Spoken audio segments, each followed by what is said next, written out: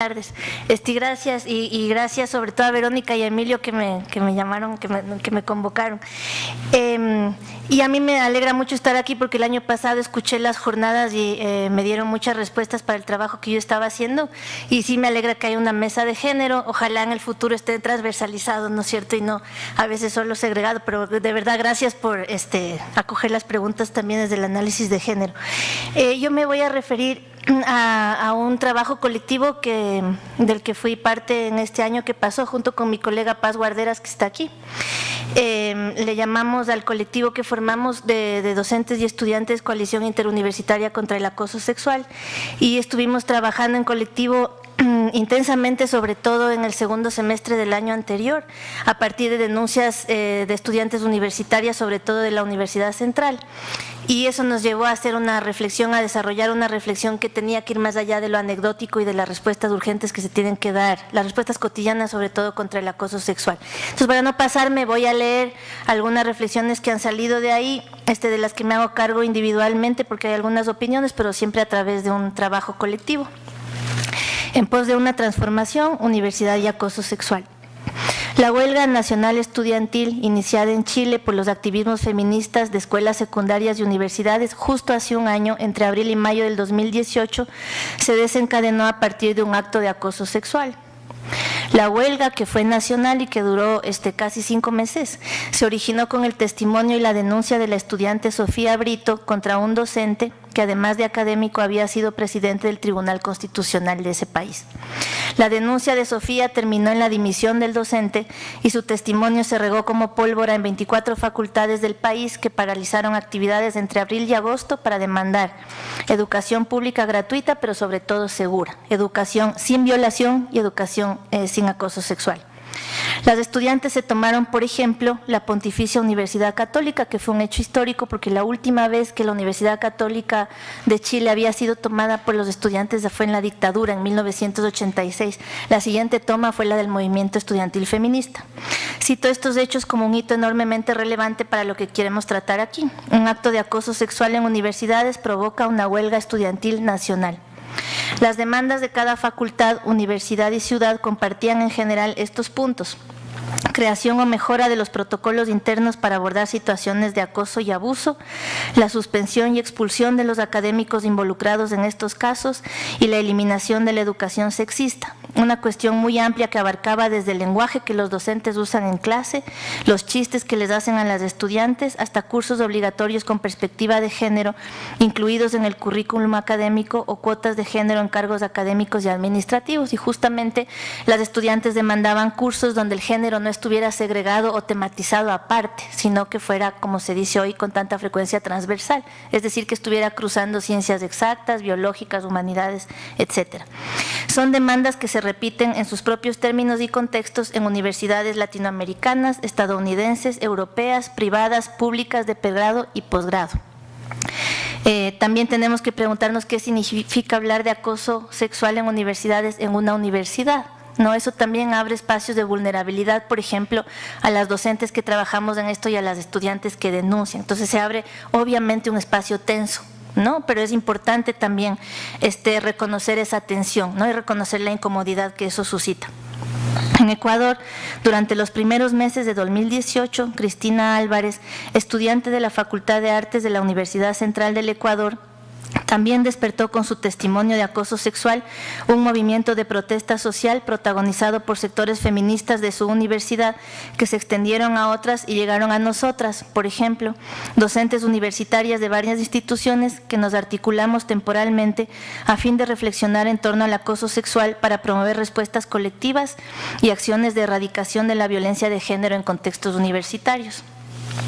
Cristina dio su testimonio en un foro similar a en un espacio más cerrado, era un espacio, un foro por los 100 años de Córdoba, y muchas universidades, incluida Flaxo, también habían desarrollado eventos por los 100 años del Grito de Córdoba, ¿no? De un momento importante de democratización de la universidad que se da en 1918, que tiene que ver con educación laica, democrática, gratuita, etcétera, que nace en Argentina, y varias universidades hicieron estos foros y en ninguna se mencionó a ninguna mujer de Córdoba. Córdoba, ¿no? Ni en la Andina, ni en Flaxo, parecía que no había mujeres en 1918. Y justamente ahí empezó nuestro análisis de género y en ese contexto vinculábamos los 100 años de Córdoba, el movimiento estudiantil, con el movimiento estudiantil feminista de 2018 que desencadenó la huelga en Chile y que se regó a Argentina, hubo también acciones en Uruguay. Entonces, en ese contexto, Cristina dio su testimonio y nos permitió acompañarla desde esta articulación que se llamó Coalición Interuniversitaria. Bueno, entonces Cristina denunció a un artista consagrado, docente en su facultad, en la Facultad de Artes, hacía más de 30 años y un nombre intocable en la cultura ecuatoriana. Cuando digo esto, estoy ilustrando más allá de lo anecdótico lo que Sherry Ortner y Harriet Whitehead llaman sistemas masculinos de prestigio, para comprender cómo se despliegan ciertas formas de la masculinidad en la construcción cultural del género, formas dadas, por ejemplo, por referentes históricos complejos como el del artista maldito, la relación entre el artista y la libertad sexual, el arte y su aparente naturaleza contrainstitucional, el aura tan antigua y romantizada del artista atormentado y su genio, y un largo etcétera que tiene que ver con el amor romántico, la idealización de las relaciones discipulares y la naturalización del conocimiento como una forma de poder vertical. Digo esto porque, por supuesto, toda denuncia pública de acoso sexual está delatando y cuestionando, además del hecho concreto, todo un orden, un status quo que preserva en el régimen político que llamamos patriarcado las instituciones a las que resguarda celosamente, incluida la universidad.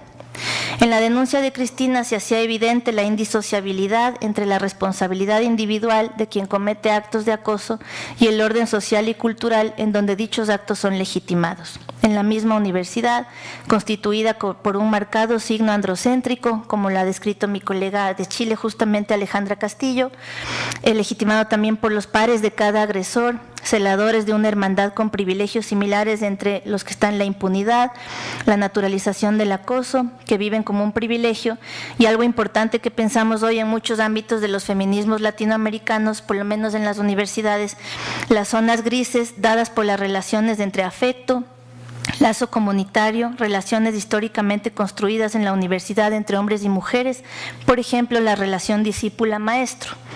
Y hay una enorme cantidad de trabajo hecho en torno a esto último, ¿no? Todo lo que digo es un poco suicida porque estamos en una universidad y veo que hay colegas también, pero ha sido necesario pensar, ¿no? Yo me limito a compartir aquí, entre todo lo que se ha producido últimamente, que hay una bibliografía importante que se refiere al acoso sexual en universidades, y está, por ejemplo, una investigación muy importante de periodistas jóvenes que se llama Diversas Latitudes, que se acaba de publicar en Centroamérica, y ellas acaban de estar aquí en el Festival de Periodismo Feminista Sarelia de la semana pasada, que se llevó a cabo aquí en Flaxo, en la Andina y en la Salesiana, me parece también, y que rastrearon un mapa de acoso sexual en toda América Latina, en universidades de todo el continente, y miraron estos patrones que estamos describiendo. Está en Twitter la investigación. Yo me limito, decía, a compartir lo que trabajamos en la coalición interuniversitaria, sobre todo entre mayo del 2018 y fines de ese año, en talleres interuniversitarios para estudiantes y docentes, reuniones cerradas, algunas acciones públicas y textos que escribimos para poder construir argumentos y formas de procesar colectivamente el testimonio de Cristina y de otras estudiantes que denunciaron acoso en esos meses.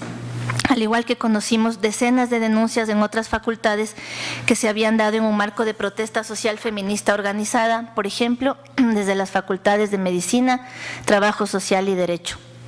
Aquí voy a citar a mi colega Lucía Pérez, también parte de la coalición ahora y docente de la Universidad Estatal de Guayaquil, fue investigadora o es de aquí también en la sección de migraciones, en el área de migraciones aquí en Flaxo.